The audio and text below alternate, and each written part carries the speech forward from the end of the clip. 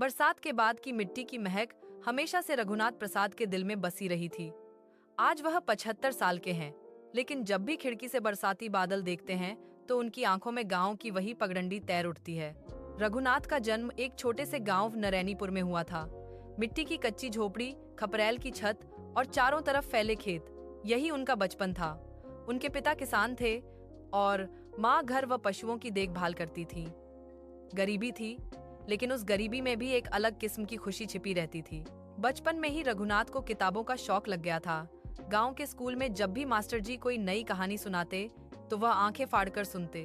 उन्हें किताबों में छिपी दुनिया बहुत भाती। अक्सर स्कूल से लौटते समय वह खेत की मेड़ पर बैठकर कल्पना करते कि एक दिन वे भी बड़े शहर में जाकर पढ़ाई करेंगे और कोई बड़ा आदमी बनेंगे। लेकिन हालात आसान नहीं थे। पिता अक्सर कहते, बेटा किताबें पढ़कर पेट नहीं भरता, खेती ही हमारा सहारा है। फिर भी माँ उन्हें छुपकर पढ़ने के लिए तेल का दिया जलाती।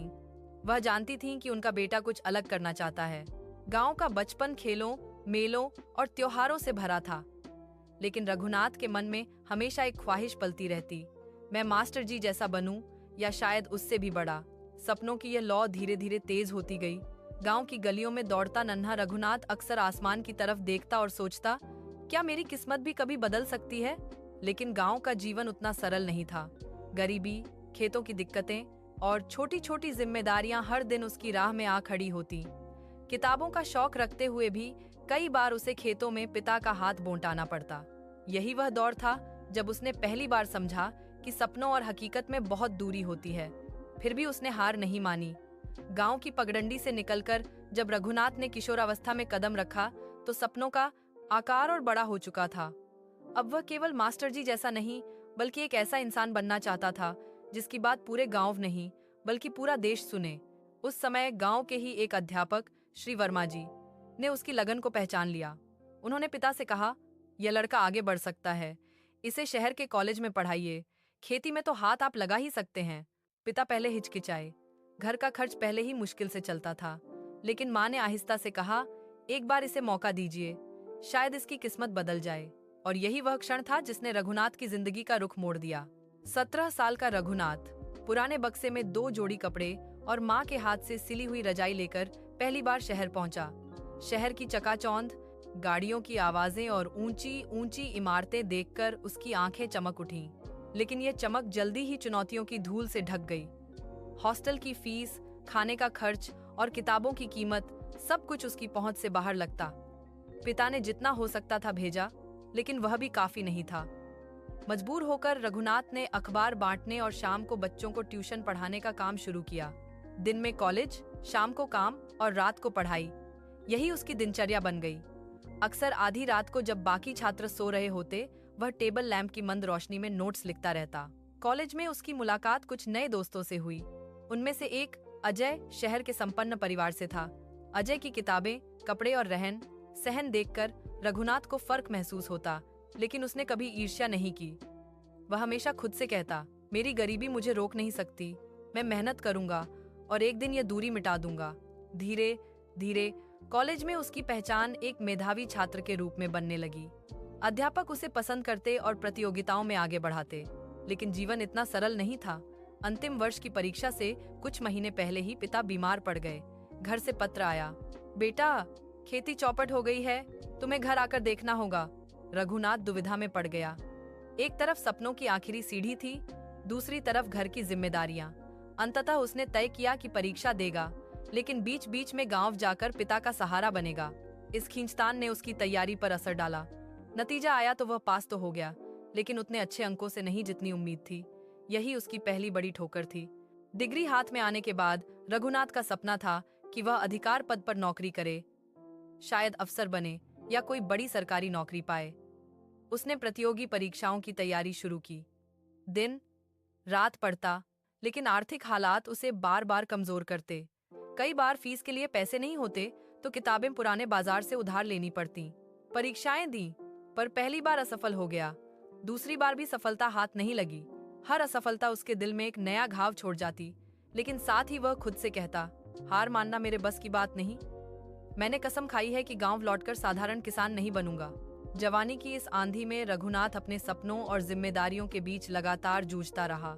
रघुनाथ के जीवन का सबसे कठिन दौर तब शुरू हुआ जब उसने 20वें दशक के अंत में अपने परिवार की जिम्मेदारी पूरी तरह अपने कंधों पर महसूस की। पिता की तबीयत गिरती जा रही थी और मां के चेहरे पर चिंता की लकीरें गहराती जा रही थीं। कॉलेज खत्म होने के बाद वह पूरी तरह शहर में रहना चाहता था ताकि नौकरी की तलाश जारी रख सके, मगर गांव से आए एक पत्र ने सब बदल दिया। बेटा, घर की हालत बहुत खराब है, फसल बर्बाद हो गई, हमें तेरी जरूरत है। मन भारी करके वह गांव लौटा। पिता को बिस्तर पर देख उसका दिल कांप गया। परिवार की स्थिति ऐसी थी कि अब सपनों के पीछे भागना विलासिता जैसा लगने लगा। रघुनाथ ने सोच लिया, पहले घर को संभालूंगा, फिर अपने सपनों की बारी आएगी। कुछ समय बाद वह फिर से शहर लौटा। अफसर बनने का सपना अब भी दिल में था, मगर हालात ने उसे समझा दिया था कि किसी भी नौकरी से काम चलाना होगा। लंबे संघर्ष के बाद उसे एक छोटी सरकारी दफ्तर में क्लर्क की नौकरी मिल गई। तनख्वाह मामूली थी, लेकिन परिवार के लिए वह बड़ी राहत थी। कभी जो सपने आकाश को छूने की चाह रखते थे, वे अब जमीन की हकीकत से बंध गए थे। क्लर्क की नौकरी मिलते ही रिश्तेदारों ने विवाह का दबाव डालना शुरू किया। आखिरकार उसकी शादी सरिता से हुई, एक साधारण मगर समझदार लड़की। शादी के बाद जीवन में नई खुशी आई, लेकिन साथ ही नई जिम्मेदारियां भी। कुछ ही सालों में 2 बच्चे हुए, एक बेटा और एक बेटी। अब रघुनाथ का पूरा ध्यान परिवार पर था। दिन में दफ्तर, शाम को बच्चों की पढ़ाई और रात को घर का हिसाब किताब। कभी कभी जब खिड़की से बाहर चांद देखते तो दिल में सवाल उठता, क्या मैं सिर्फ इतना ही करने के लिए पैदा हुआ था? मेरे सपने कहाँ गए? वह जानता था कि उसके अंदर अधिकारी बनने की क्षमता थी, लेकिन परिवार की बढ़ती जरूरतों और सीमित तनख्वाह ने उसे धीरे धीरे सपनों से दूर कर दिया। एक समय था जब उसने सोचा था कि वह गांव के बच्चों के लिए स्कूल खोलेगा। उसने चाहा था कि वह किताबें लिखे, व्याख्यान दे और समाज को दिशा दे। मगर अब हर महीने की तनख्वाह से घर का किराया, बच्चों की फीस और राशन ही मुश्किल से निकलता। सपनों की जगह अब चिंता और जिम्मेदारियों ने ले ली थी। रात को जब सब सो जाते, रघुनाथ अक्सर पुरानी डायरी खोलकर लिखता, आज फिर मैंने अपने सपनों से समझौता किया। शायद यही जीवन है, जो मिला उसी में संतोष करना। लेकिन मन क्यों मानता नहीं? उसके भीतर का संघर्ष बढ़ता जा रहा था। बाहर से वह एक जिम्मेदार पति और पिता था, लेकिन भीतर से वह अधूरे सपनों का कैदी। एक दिन दफ्तर में उसके साथ काम करने वाले एक सहकर्मी को बड़ी पदोन्नति मिली। सहकर्मी ने कभी ज्यादा मेहनत नहीं की थी, मगर भाग्य और सिफारिश से वह ऊंचे पद पर पहुंच गया।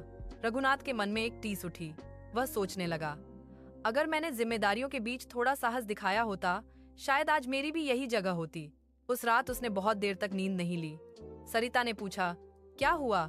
उसने सिर्फ इतना कहा, कुछ नहीं, बस पुराने दिनों की याद आ रही है। मगर भीतर ही भीतर उसे महसूस हुआ कि सपनों की राह अब धीरे धीरे बंद हो रही है। रघुनाथ अब 75 साल के हो चुके हैं। बाल सफेद, चेहरे पर झुर्रियां और आंखों में अनगिनत किस्से समाये हुए।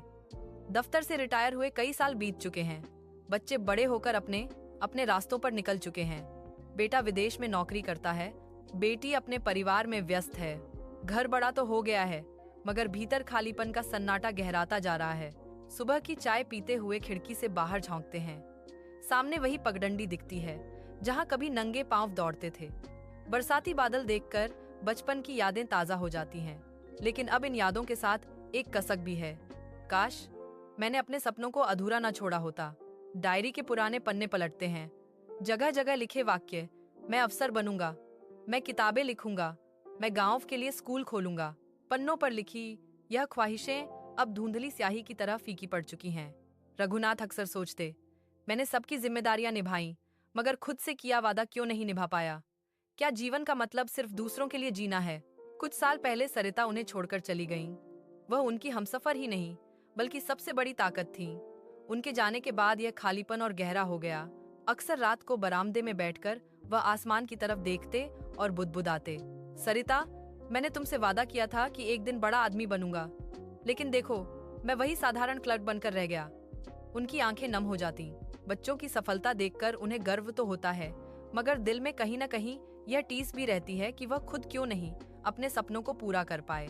जब पड़ोस के लोग कहते, आपके बेटे ने तो बहुत नाम कमाया है, तो वह मुस्कुरा देते, लेकिन भीतर से आवाज आती, क्या मेरा नाम किसी ने लिया? क्या मेरी कोई पहचान है? इन दिनों रघुनाथ घंटों अकेले बैठकर सोचते हैं। कभी चुपचाप किताबें पलटते, कभी डायरी लिखते। उनकी कलम से अब ऐसे शब्द निकलते हैं, जीवन समझौतों की डोर है। मैंने सबकी खातिर अपने सपनों को कुर्बान किया। आज जब सब आगे बढ़ गए, मैं पीछे रह गया। शायद यही मेरी नियति थी। उनकी आंखें भर आती। रात को जब नींद नहीं आती तो वह अपनी ख्वाहिशों को गिनने लगते हैं।